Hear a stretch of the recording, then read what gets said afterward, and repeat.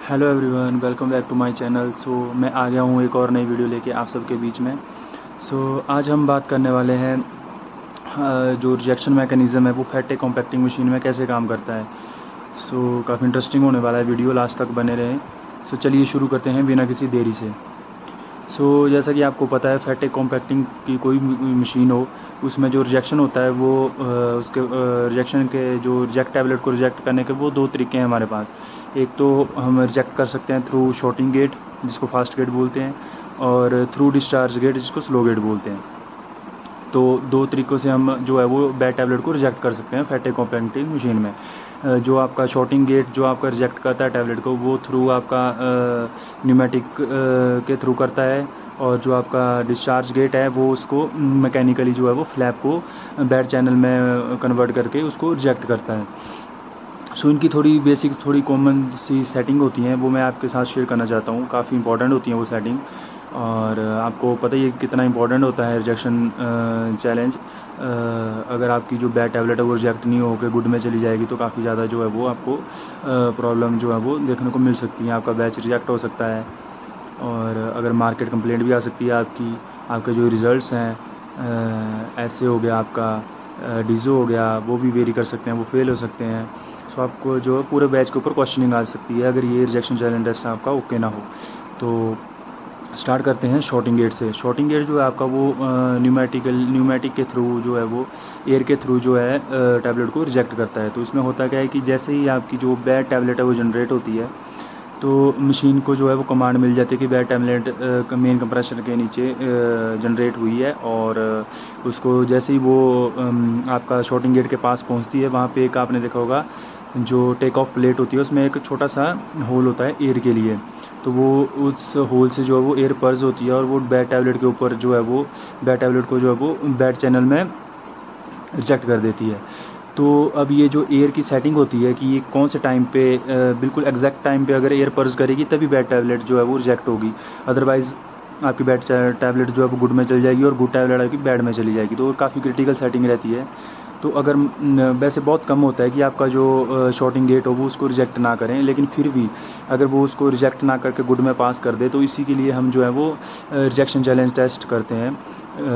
काफ़ी सारी कंपनीज़ में अलग अलग फ्रिक्वेंसी हैं, सभी कंपनीज़ में। कहीं एवरी टाइप सी करते हैं, कहीं होते हैं वो कहीं कंपनीज़ में एवरी 1 मंथ होता है। आपको पता होगा रिजेक्शन चैलेंज टेस्ट में हम बैड टैबलेट जनरेट करवाते हैं शॉर्ट अपर पंच को का यूज़ करके। उससे होता क्या है कि शॉर्ट अपर पंच जो होता है उसमें जो कम फोर्स लगती है, तो उस केस में क्या होता है कि मशीन को कमांड मिलती है कि फोर्स जो है वो आउट ऑफ लिमिट लगी है, लोअर में लगी है, तो ये टैबलेट जो है वो रिजेक्ट करनी है। तो जो बैड टैबलेट होती है वो उसको रिजेक्ट करती है और बैड चैनल में डाल देती है। अगर वो उसको अगर आपको वो बैड टैबलेट जो है वो रिजेक्ट में ना मिले, उस टैबलेट के ऊपर एक्स का क्रॉस होता है। अगर वो आपको बैड चैनल में ना मिले, तो उस केस में आपने क्या करना है, आपकी पीएलसी में जो है एक पैरामीटर होता है रिजेक्ट डिले का। तो रिजेक्ट डिले में आपको देखा होगा आपने कि अगर आप शॉर्टिंग गेट के थ्रू रिजेक्ट करवा रहे हो तो उसमें एंगल होता है 0.0 से 9.9 तक का। तो अगर आपको बैड टैबलेट जो है वो बैड चैनल में नहीं मिल रही है, गुड में जा रही है, तो आप जो है वो जो एयर होती है उसका जो पर्जिंग का टाइम है उसको आप कंट्रोल कर सकते हो उस एंगल को डिस्प्लेस करके 0.0 से 0.1, 0.2, 0.3। जब तक आपकी टैबलेट बैड चैनल में नहीं आती तो आप उसको जो आपका डिग्री में जो एंगल होता है उसको आप डिस्प्लेस कर सकते हो, और जिस एंगल पे आपकी टैबलेट बैड चैनल में आ गई वो एंगल आप सेट कर सकते हो उसमें। तो ये है शॉर्टिंग गेट की सेटिंग, ऐसे होती है शॉर्टिंग गेट की सेटिंग। अगर मान लीजिए आपका शॉर्टिंग गेट काम नहीं कर रहा है और आपने उसको ऑफ़ कर रखा है, और आप थ्रू डिस्चार्ज गेट जो है वो रिजेक्ट करवाएंगे, तो उस केस में क्या सेटिंग करनी पड़ती है वो मैं आपको बताऊंगा। तो डिस्चार्ज गेट से भी हम रिजेक्ट करवा सकते हैं। तो डिस्चार्ज गेट में होता क्या है, जैसे बैड टैबलेट जो है वो जनरेट होगी, तो डिस्चार्ज गेट को कमांड मिलती है कि बैड टैबलेट जो रिजेक्ट हो गई है।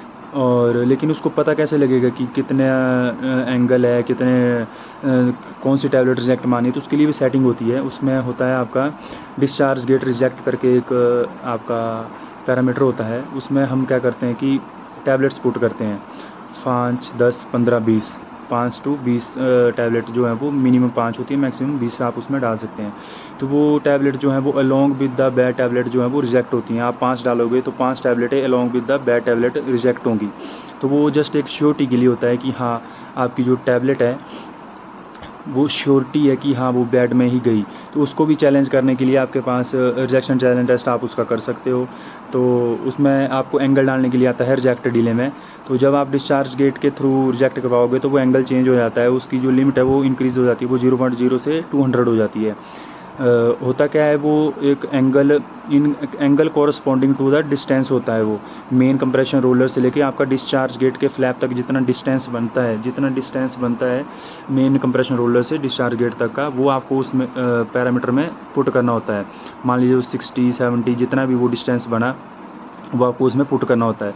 तो आप उसको पुट करेंगे उसमें, तो उस टाइम जो है वो आपके फ्लैप को कमांड मिल जाती है कि हाँ मेरी टैबलेट जो है वो इतने डिस्टेंस पे है, इतने डिस्टेंस पे मेन रोलर के नीचे जब वो कंप्रेस होगी तो फ्लैप को पता लग जाएगा कि इतने डिस्टेंस पे मेरा मेन रोलर है, तो मेरी टैबलेट भी इतने डिस्टेंस पे है, तो मेरे को कितने टाइम बाद घूमना है। तो वो उसी टाइम के बाद वो जो है वो ओपन होगा और बैड टैबलेट को जो है वो रिजेक्ट में डाल देगा। सो इसका भी रिजेक्शन चैलेंज टेस्ट कर लेना चाहिए। इसमें भी आप शॉर्ट पंच का यूज़ करके जो है वो आप जो आपका डिस्टेंस होता है उसको डालिए। अगर आपका उस डिस्टेंस पे बैड चैनल में वो नहीं आ रही है तो डिस्टेंस को थोड़ा कम कीजिए, थोड़ा ज़्यादा कीजिए, तो एक डिस्टेंस ऐसा आएगा जिसमें वो बैड चैनल में आएगी। वैसे आप उसको मेज़र कीजिए स्केल से और एग्जैक्ट डाल दीजिए। अगर फिर भी प्लस माइनस थोड़ा सा रहता है तो आप उसको एडजस्ट कर सकते हो। जैसे मान लीजिए 60 आया स्केल से लेकिन वो 60 भी रिजेक्ट नहीं कर रहा तो 62 डालिए, 63 डालिए या 58 डालिए, 57 डालिए, तो उसमें वो है वो रिजेक्ट मारेगा उसको और जो बैड चैनल में आ जाएगी। फिर जो है उसकी श्योरिटी के लिए आप क्या कर सकते हो, 5 टैबलेटें डाल सकते हो। इससे क्या होगा, आपका रिजेक्शन का जो काउंट है वो इंक्रीज़ हो जाएगा बहुत ज़्यादा। तो इसलिए जो रेकमेंडेड होता है वो शॉर्टिंग गेट के थ्रू ही सिंगल टैबलेट रिजेक्ट करवानी चाहिए। इससे आपका जो है वो रिजेक्शन चैलेंज रिजेक्ट जो आपका होता है वो इंक्रीज़ नहीं होता है। तो डिस्चार्ज गेट के थ्रू रिजेक्शन थोड़ा इंक्रीज़ हो जाता है। तो उसकी शॉर्ट अगर बैड टैबलेट जो है वो बैड में ही जानी चाहिए, उसकी श्योरिटी के लिए जो है हम 5 टैबलेट आप डाल सकते हो। तो वो क्या होगा कि तो वो जो श्योरिटी है वो इंक्रीज़ हो जाएगी कि हाँ जो मेरी टैबलेट है वो बैड में ही गई है, क्योंकि वो 5 टैबलेटें भी होती हैं, बीच में वो होगी, 2 पीछे होंगी, 2 आगे होंगी, तो सेंटर वाली टैबलेट वो बैड होगी, तो उसमें श्योरिटी आ जाती है। अगर आप सिंगल टैबलेट बजाओगे तो मे बी इन बिटवीन वो उसको रिजेक्ट गुड में जाने दे, तो उसमें चांसेस होते हैं कि वो मे बी गुड में जा सके। तो इसी के लिए आपका एंगल बिल्कुल एक्यूरेट सेट होना चाहिए। फिर भी अगर थोड़ा बहुत प्लस माइनस हो जाए तो उसके लिए आप टैबलेट्स डाल दीजिए। और रेकमेंडेड तो ये रहता है कि आपका शॉर्टिंग गेट बिल्कुल प्रॉपर वर्किंग में होना चाहिए और उसी के थ्रू शॉर्टिंग करवाएं। सो ये था फैटे का रिजेक्शन मैकेनिज़्म। आई होप आपको कुछ नया सीखने को मिला होगा। अगर कुछ भी वीडियो में अच्छा लगा हो तो मेरे चैनल को सब्सक्राइब करें और आगे से आगे शेयर करें। सो मिलते हैं नेक्स्ट वीडियो में किसी नई नॉलेज के साथ। तब तक के लिए टेक केयर।